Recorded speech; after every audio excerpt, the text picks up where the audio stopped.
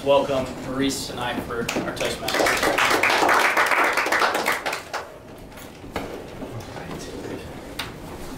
Good evening, fellow Toastmasters and honored guests.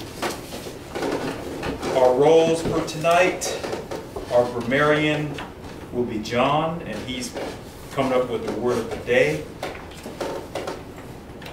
And he's also the all counter, too. I am. Would you like me to explain that? Yes. So when anyone gets up to speak, I will keep track of all the French words and things like that they use. The ahs and the ums and the like and so and During the speeches, the speaker will have the option of whether or not I use this every time they use one of those words, or you can opt out of that if you find this a little intimidating. And I just said one. That's what the ah counter is. I have the word of the day. If you would like for me to share that now. Yes, share it with us. Tempestuous. Okay, that's fairly simple. Like this. I would expect everyone to insert that in their speech. It's simple enough, right? Yeah, you got it. And what does it mean? Tempestuous. Of, relating to, or resembling a violent storm, turbulent, or stormy. All right. The word of the day. Example of using in a sentence. The thunderstorm that came through last night was tempestuous. All right, thank you, John. The timer for tonight will be Susan. I'll be keeping track of all the speeches, the times, and depending on, after every, for instance, Heather's will be 5-minute minimum. She'll get the green at 5, the amber or manila at 6, and the red at 7. So hopefully Heather's speech will end by 7 minutes. Yes, and her speech title is Life is a Marathon, not a Sprint. So if she's able to sprint here in the next few minutes, she'll be able to do her speech. The next position will be the general evaluator, and that will be Mike. All right. Hello, guests and other Toastmasters. My name's Mike, and I'll be the general evaluator. One of the main important roles that we like to fill here at Toastmasters is the evaluation function of different parts of the meeting. So the first part of the meeting is main prepared speeches. We have evaluators for each of those, and then we also have our evaluation team, our timer, our grammarian, and I'll be introducing the team and finally give a wrap-up of today's meeting, what we did right, maybe some areas for improvement. Oh, Scott, we guess on it. Thank you, Maurice. Thank you.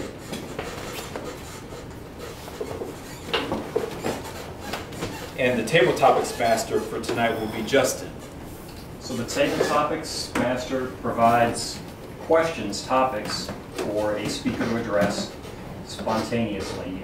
I will provide a topic, ask for volunteer, provide the topic as the person's coming up to the podium, and then you provide a 1 to 2 minute speech on the spot on that topic. Thank you, Justin.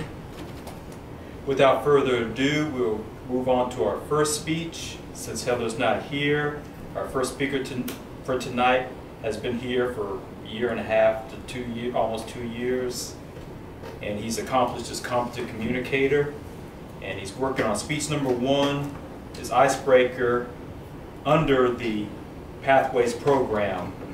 Our speaker for tonight will be Cody.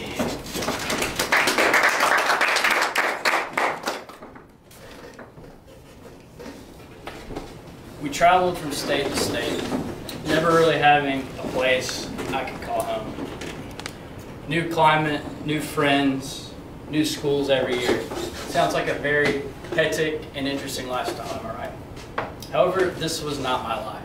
I'm one of those people who's managed to stay in the same area for 99% of my existence here on Earth.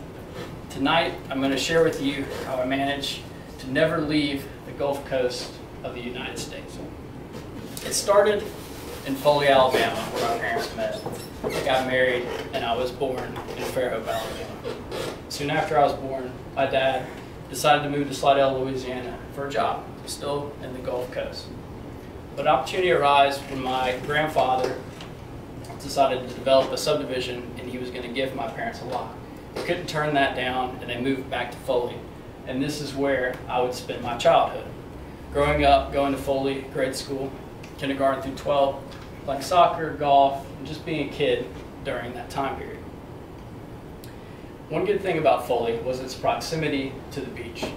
Despite being close to the beach, it was a pretty boring town. So when I first got my set of wheels when I turned 16, I spent a majority of my time there. Hanging out with friends, skimboarding, and attempting to surf our pathetic waves in Gulf Shores. This was a great time during my life, but it soon came to an end as my senior year approached. I had to figure out what I was going to do. A teacher gave me some advice and said, hey, you should look into engineering. I hear that's a good field. So I took that advice and did some research and found one interesting thing about engineering was the salary starting out was pretty good. So I decided to make that my field of study. Since I kind of gave it away in the introduction, you can probably guess that I did not move all the way across the United States to attend college. And you're right. I went to Faulkner State Community College, which is an hour north of Foley, located in Bay Minette. There, I worked and attended school and got my basics done. After that, I transferred to the University of South Alabama, which is an hour northwest of my hometown, Foley. So as you can see, I'm staying in that hour radius of my hometown, not really getting too far from that. At the University of South Alabama, I worked hard. Engineering was not easy, struggled a little bit, but I managed to make it through and got my Bachelor of Science in Mechanical Engineering. My newly minted degree in hand, I set off to find my first job. After 3 months of applying and waiting, I finally landed a job at Airbus, which is an international aerospace company headquartered in Toulouse, France. Fortunate for me, I did not have to move to France for this job. I was hired at the 200-employee design center located at the Brookley Field complex in Mobile. It was actually built as the cornerstone for the new big manufacturing facility that we have there today. I thought to myself at this point, I finally made it, had a cushy office job, but there's a few things that came with the job that were troublesome for me. I now had to sit in front of a computer for 8+ hours a day, and this was tough. When I first started, the time slowly ticked by. I thought I would never make it. I never sat that long for a period of time in my life, except, well, occasional Call of Duty, late night binges in college. Probably some 8-hour+ times playing that. But despite that, this was a little troublesome for me. But fortunately, I started to get used to this work environment. I got more responsibility and time started to move at more of a normal rate. But I still felt there was something missing. I had taken the advice people told me to do, go to school, attend college, get a good stable job. And I'd done all those things, but something was still missing. During the completion of my master's degree, I took a course called Entrepreneurship and Science. And this really sparked my interest in entrepreneurship. It really kind of lit up a fire in me and wanted to make me study more about it and find out what this was all about. Being able to build a business to make an impact on other people was very interesting to me. Because my degree in mechanical engineering is very hyper-specific, I was a little disappointed, so I felt that I could do a better job studying on my own. This is where I started kind of a self-development period in my life. I read a lot of books, listened to podcasts, internet articles, reached out to people who had experience in fields I was interested in, and started networking and attending clubs. And through this, I came across real estate, and I was very intrigued in it, so I decided to kind of dive head first into real estate. So I started investing in real estate, and I've purchased a house, rented a house and a condo, and I'm involved in a couple of apartment complex partnerships. And through the learning and self-development is where I am right now. I joined Toastmasters because I wanted to better myself, get better at public speaking, and better at leadership. So I just want to thank you all for being a part of the next chapter of my life, right here and right now, as I continue to learn and grow. Looking back on my life through this icebreaker speech, I'm very thankful that I've been able to have a great childhood, go to a good engineering school, land a job at an international company, all right here in my backyard. However, sometimes I feel like I'm missing out. What else is there? What else does the world have to offer? And when I get thinking about that, it makes me a little sad that I might be missing out on things. But recapping on my life, like I've done tonight, it reminds me of the benefits of living a local lifestyle. Thank you. This is Toastmasters.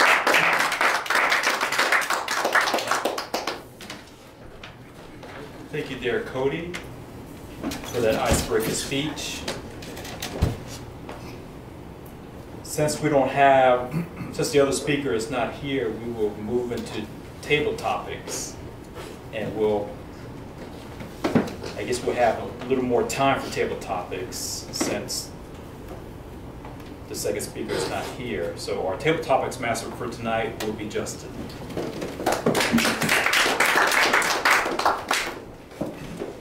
Thanks, Maurice. Thank you. Fellow Toastmasters, guests. So if any of the guests would like to participate, feel welcome. Maybe watch a couple of speeches, and if you want to join in, just throw a hand up and we'll call you out. So could I have a volunteer? Diego. Always. You know it. Diego, what life lesson did you learn the hard way? Oh boy, so many. There's so many to talk about.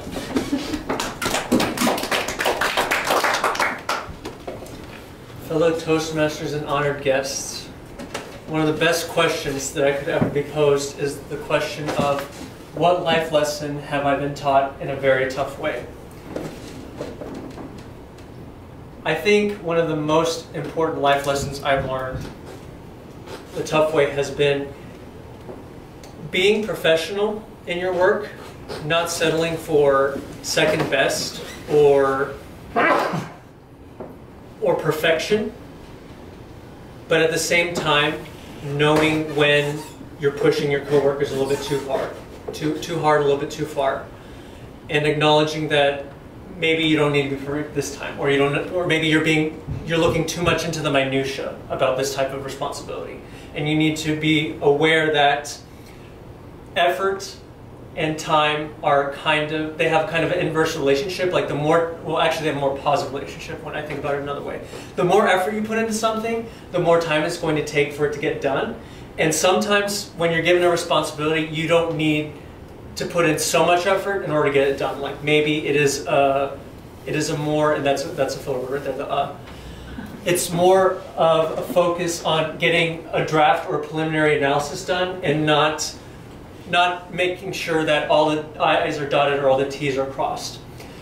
And I bring this up as an important example because it's important for me to be aware of, okay, this responsibility requires more attention, and this responsibility doesn't need as much attention. And when I exercise that type of mindset, then that keeps me from being the person who's asking too much in the office. And it's important not to alienate your coworkers in that way. It's important to ask much of your coworkers, but not too much in order to not be an alienating force in the workplace. Mr. Table Topics Master.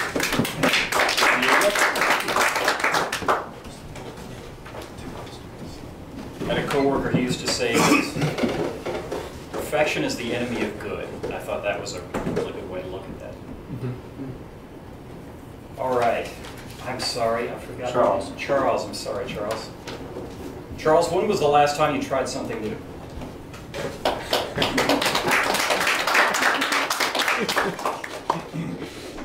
Trying something new is going to Toastmasters when they have an invitation sign out front that I thought was very well done. Greatest learning experience when I was in high school, 17 years old, first 7 games of the season, before the coach moved me to the leadoff position, because I was fast and getting hits, I was batting middle of the lineup. It was a 1-0 game. We were behind. And I was at bat when we finally had a runner get a hit on second base.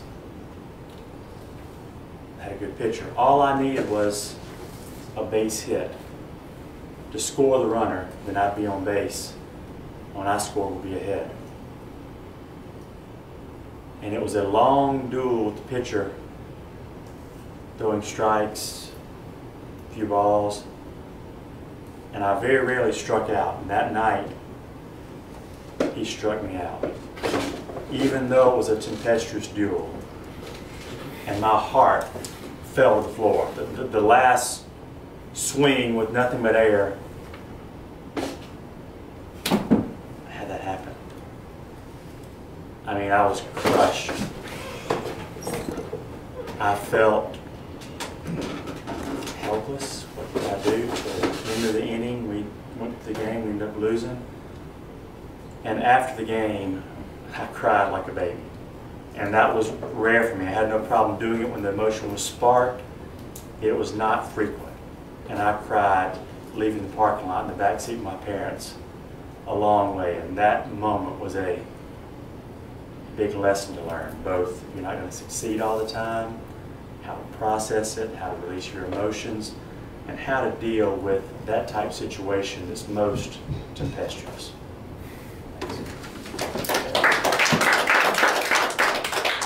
Thank you, Charles.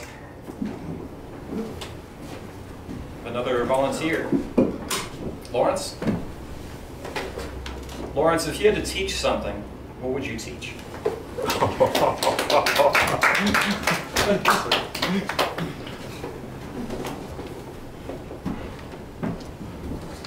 Fellow Toastmasters, honored guests, I'm a teacher by trade. Now, you see, I'm a professional mariner, and I spent 40 some odd years working on the water, and then when my kids grew up and moved away from home, of course my wife didn't like being home alone all the time, and opportunity came up for me to start teaching in a local maritime school. And so when people ask me what I do, I get the opportunity to tell them that I teach people all the naughty subjects. N-A-U-T-Y. All the naughty subjects. And not only that, I teach them the naughty subjects too. Because I teach them how to do just a few proper knots that are necessary for beginning mariners. So life to me is a wonderful thing because I'm doing what I love and I get to teach people how to be naughty. Mr. Toppers. Thanks, Lawrence. Volunteer, anyone? All right. What is the nicest thing someone has ever done for you?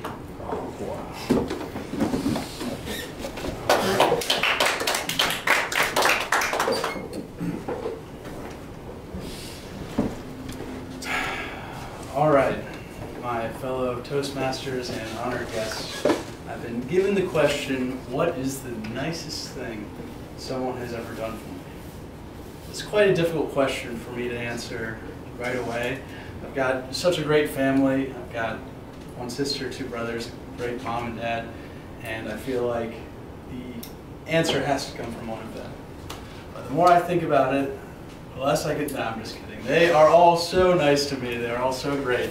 And the most recent best thing that certainly one of them has come to do is that my sister came and flew down from Boston a month ago or so, and she came to visit me here in Mobile, and that is a huge effort for her, and it's also a big change for me. My family's from right around DC, and my sister's in Boston, my brother's in Chicago, so everybody likes to visit them first, and then they just kind of wait till I go home, and then we all see each other. But I was really happy to see my sister finally came down and visited me, really just before I'm about to move.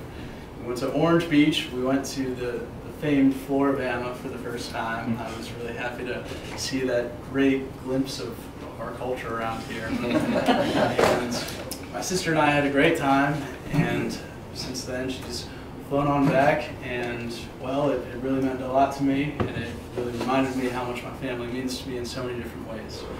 So, Topics Master might not be the nicest thing anyone has done for me, but very recently, it really meant a lot to me. So I'll hand it back over to you.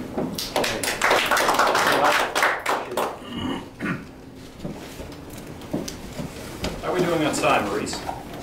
It's 7:06, 7:07. Want to run another couple, you think, or? Yes, another couple would be Okay, fine. sure.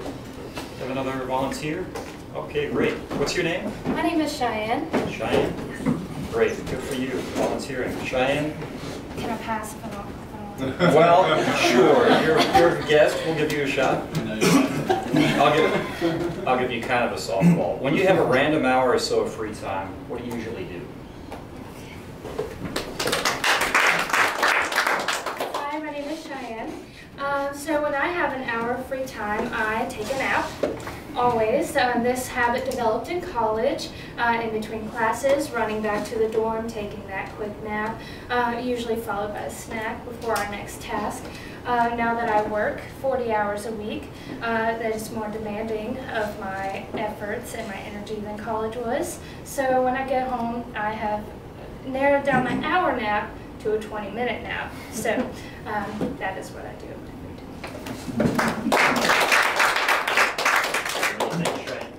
I do have other hobbies. Any other volunteers? Okay. What's the most important lesson you've learned in the last year?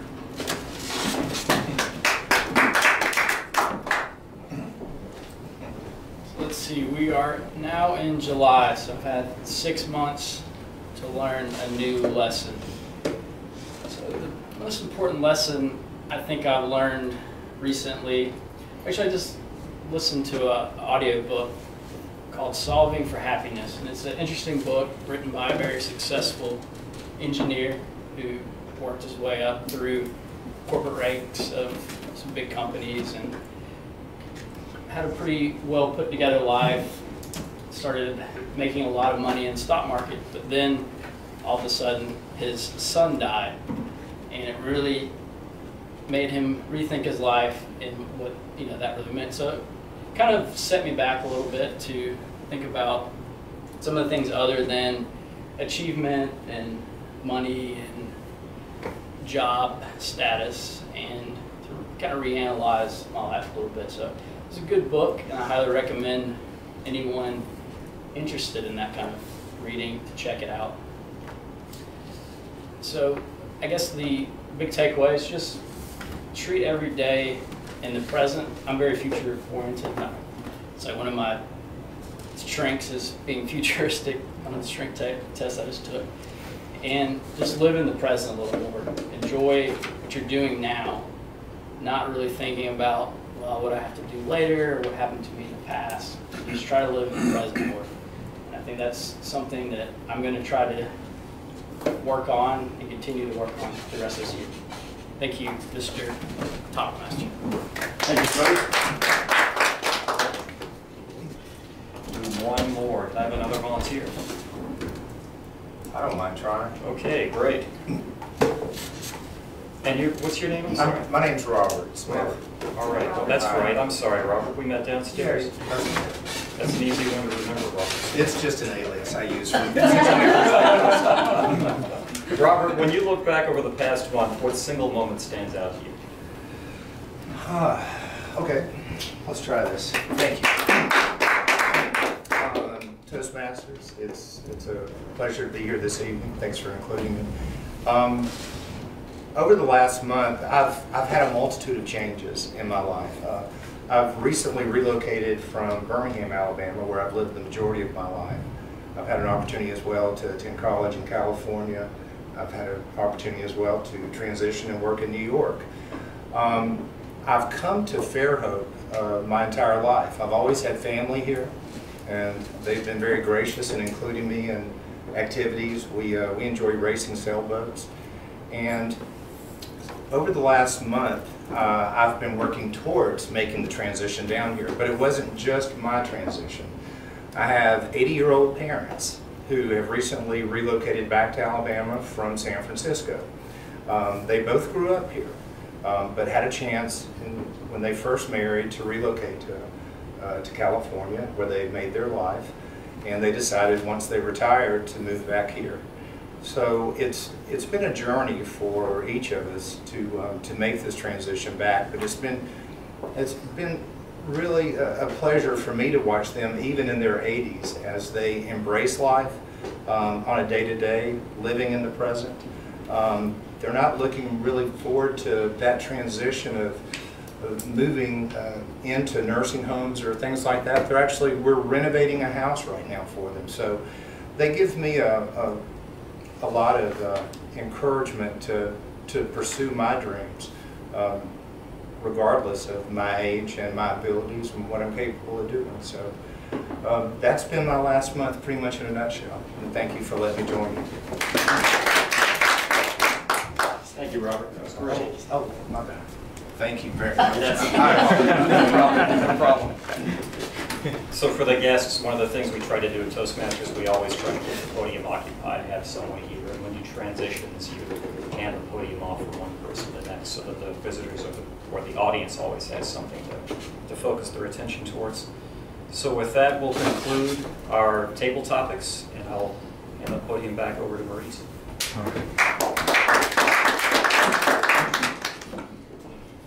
Thank you, Justin. At this time, we'll have the evaluation period, and our general evaluator for tonight is Mike.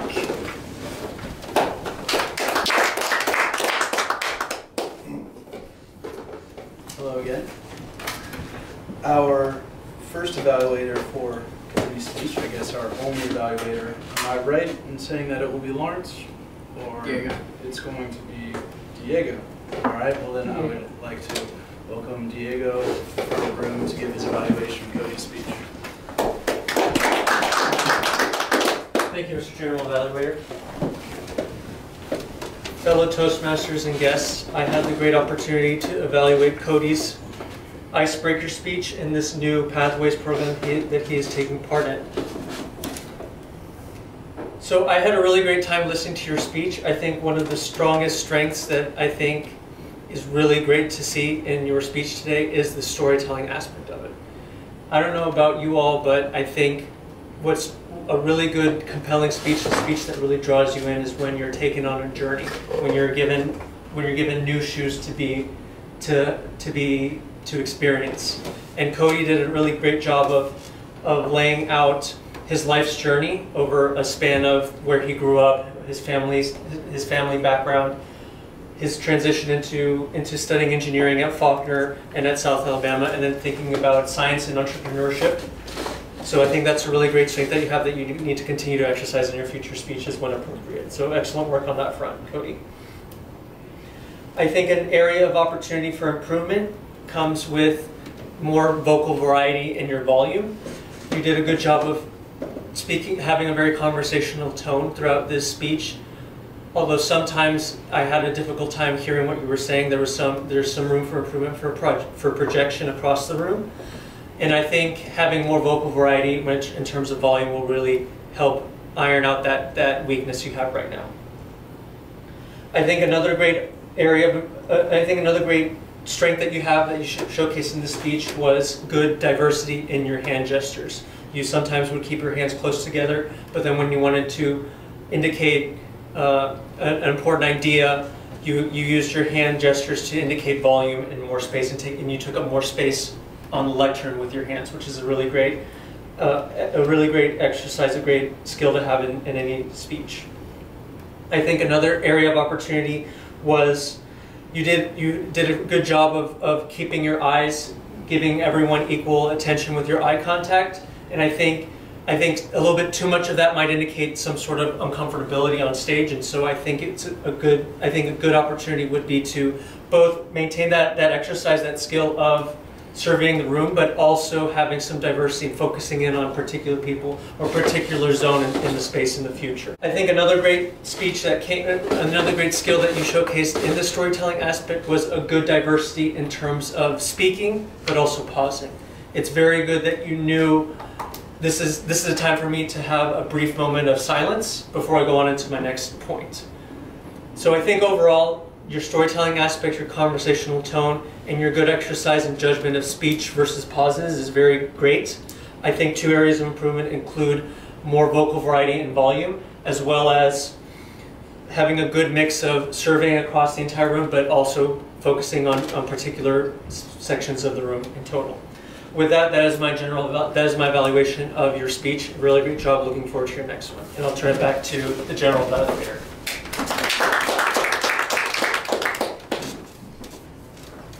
Great job, Diego. That was very well thought out. I thought it was very constructive feedback. Now that our evaluation of speeches are complete for tonight's meeting, I would like to welcome John to give his ah counter and grammarian report. I can do that.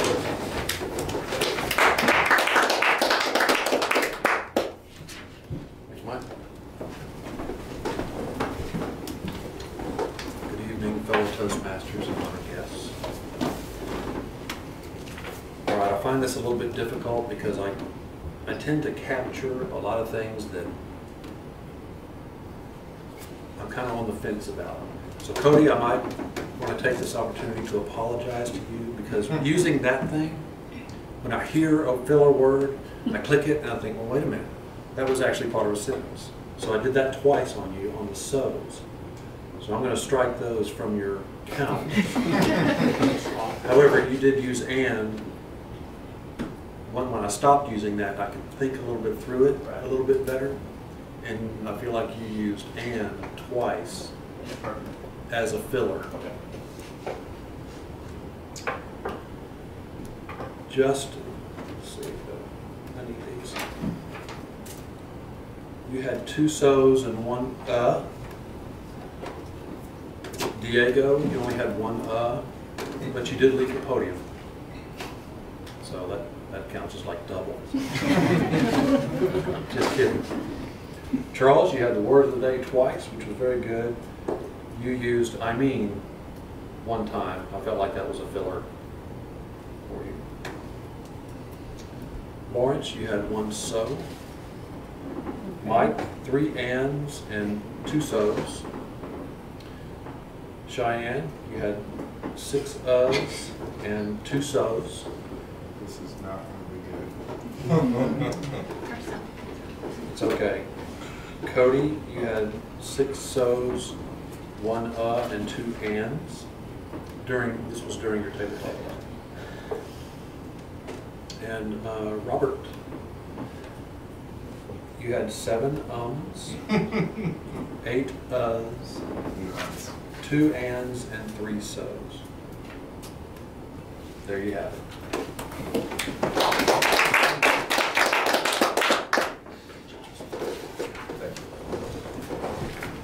All right, thank you, John. It's very thorough as well. We've been pretty great with our evaluations. Now I would like to give my general evaluation before I ask for the timer's report, since I should keep my general evaluation also between 2 and 3 minutes. So you'll be able to keep track. To begin, I would first like to say that I think we did a great job starting on time. I think we fulfilled the agenda pretty well in our roles, and that even though we didn't have all of our prepared speakers here, we didn't really skip a beat. I was really happy to see a great full room with a lot of new faces. I think it really brings a lot of life to our meetings, and I think everyone was very excited to come up and to share their public speaking with everyone. I would say even more so that I was pleased with was really the topics that we covered. I think every time that someone gives an icebreaker, it's a great opportunity to learn a lot about different members of our group, and it really just adds that much more of a connection that we have as our club. And I also really enjoyed the table topics. I don't know if those are the loaded table topic sheet that we typically have? Is that the same This is list? the cheating table topics right off the internet. Well, whether they are cheating or not, I think they're pretty wonderful. I think that these are all great questions that I wish I had answers to all the time. I wish I knew the nicest thing. These are things that I should be thinking about anyway. I think, Diego, one of your lessons learned, I can't think of myself what's a great lesson that I've learned. And I think just hearing these and hearing everyone come up to the podium and speak about them really brings it to the forefront of our minds, the different things we have to be thankful for, the things that we're working on, a lot of our priorities. So I really appreciated that. Yeah. I think that in terms of areas for improvement, well, I think we did a pretty good job of fulfilling our roles, but could always do a little bit better. I think our agenda right here seems to have a few names that are scratched out. Some people jumped in. I think it's really just a small effort on every one of our part to go to Easy Speak, and it's not too much of a commitment to sign up for grammarian or timer or general evaluator next week. So I would encourage all of our members, even our guests, if they'd like to return, to sign up for a role next week. I think it really streamlines all of the initial processes of getting our club going, and it really helps us start things out smoothly. The last thing I would like to say to end our meeting on a high note is just the genuine lightheartedness that I felt like we had in a lot of our responses. We heard a great, intense sports story from Charles, and I thought it was something we could all really relate to. We heard a few naughty jokes from Lawrence that really, again, everyone could relate to. Everyone, I saw smiles all around the room, and I thought that it was just we had great topics that we spoke about, and I found it to be a very enjoyable meeting. Now, I would like to conclude my general evaluation and welcome Maurice back to the front of the room. I'm sorry, I totally forgot. It's like triple strikes for me. Susan, could you please give a times report on the speeches, table topics, and evaluations? Absolutely. You want Cody's speech as well? Yes, please. Yes, okay. For Cody's speech, he took 6 minutes and 12 seconds. Diego on table topics, 158. Charles, 156. Lawrence, 113. Mike, you were 137. Cheyenne, 32 seconds. But good job. Yeah. Cody, also 137. That was kind of interesting. Robert, 144. For the evaluation of Cody's speech, Diego, 3 minutes, exactly. Wow. John, 2 minutes, 1 second. And as general evaluator, Mike, you took 3 out of 3. All right, thank you, Susan. And now, with the evaluation portion of our tonight's meeting concluded, I would like to welcome Maurice back in front of the room as Toastmaster.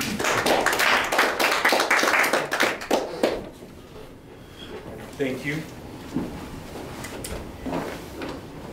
Okay, there will be no awards tonight, as far as I know, but we have an educational overview, and if you don't have one prepared, Lawrence has one. You could have done that. Oh, now I gotta remember how to turn this thing on. Our remote, I'll connect the cable. Okay. Now, there's a couple of things that I would like to do other than this. There's a couple of things in our club that I would like to see happen. And I would like to ask for your help. First of all, how many of our club members have done at least 3 different speeches? Good. Of all of you people who have done 3 or more speeches, how many of you are mentors for someone else in the club? Oh, that is not good. But it is also good because now we have new members in the club. So that means we need mentors. So if you have completed 3 speeches, you are eligible to help someone else to do their speeches. So I will be getting in touch with you, and we will be starting to set up new mentors for our new members. We haven't been doing this much in the past, and I think it's really, really important. There's a lot of information online and in Pathways on how to be a mentor, and I would appreciate it if you would look at that. If anyone who is new has someone that that sponsored you or invited you and you want them to be your mentor, please let them know. I missed the business meeting, but we are getting short on the pins. So if we can order some new pins, I took them out on the other side. Oh, okay. I was looking at that because we only have 3 pins left. Okay. And next week I'm not going to be here, but the week after that we're going to make sure that anyone who is new has pins, has a Toastmasters pin, because everybody should get one. There's one other thing. Oh yes, this presentation I'm giving right now, a very quick presentation, but I want to print this up in color, and it will cost me $5 at the print shop. And I'm wondering if I can get $5 from our treasurer to do that. I'll bring a receipt and you can do whatever you need. Sure. If I propose, let me do it this way. I propose that we print up this evaluation of the Pathways and the core competencies from Pathways as an introductory tool to help our members choose what is going to be the best path for them. It will cost the club $5. So Do we need it in color? Yes. It's so cheap. It's $5 for 11 pages. We get too much money. I think that color would be nice. Yes. It's a presentation for guests and for new members. I like We color. want to give them something. Yeah, I think we like color. Okay, yes. So we have, Mr. President, we have a motion, we have a second. Would you like to bring it to a vote? Yeah, President. Oh, I'm sorry. President. That was last year's president. I'm sorry. Okay, so Lawrence has brought to the table to print the sign in full beautiful color for $5. Is everyone in favor of this? Say aye. Aye. Okay, that has been accepted. Thank you, Lawrence, for bringing Okay. that to our attention. Good. Now let me quickly go through this. For those of you who don't know, especially our guests, we have a program called Pathways.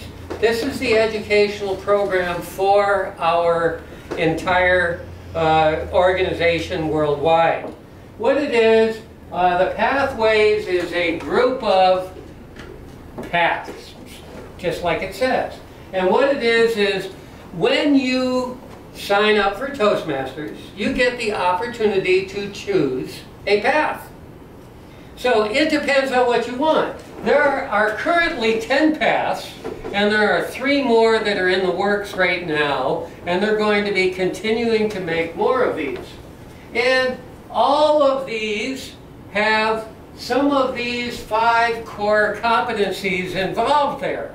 So if you decided that you perchance wanted to be a better leader, you could go into dynamic leadership, and its main core values are going to be 1, 2, 3, and 5. Now all of them are going to be 5 because confidence is being built every time you stand behind a lectern.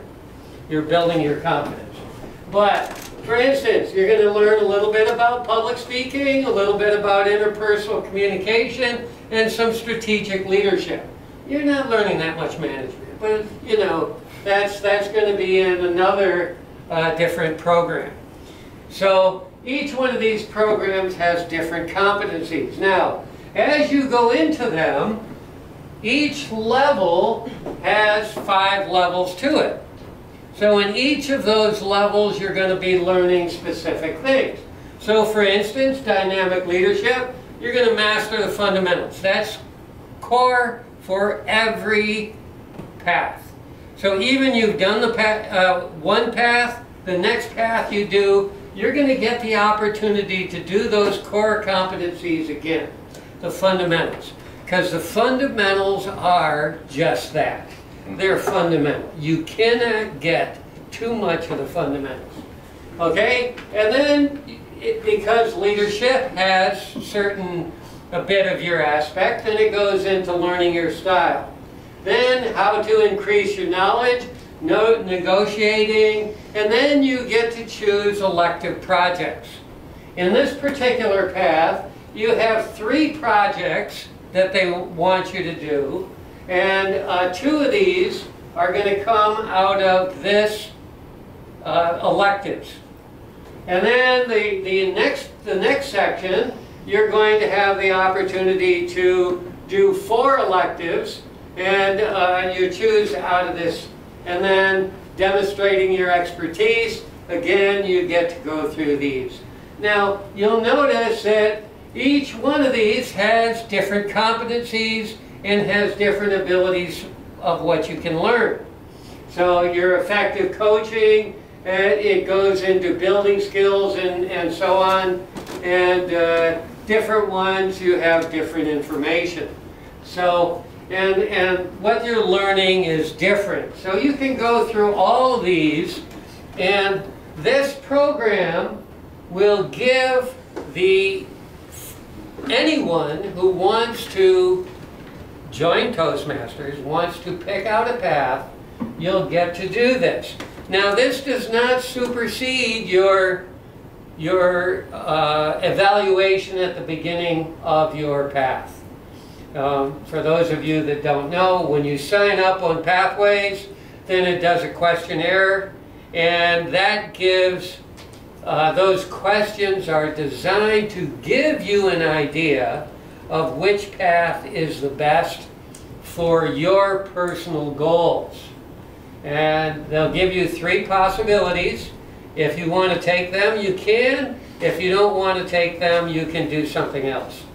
But this tool, and then that's why I want to print it up and have it in the club, this tool will give you an opportunity to look at all the different paths and see which one, get an idea of which one that you want to work with. Okay, so that's it. Are there any questions about that? Yes, Mr. Charles? Can you email that to members? I can email it to anybody, yes indeed. I appreciate it. Email. I will send you an email. Thank you. There is a website,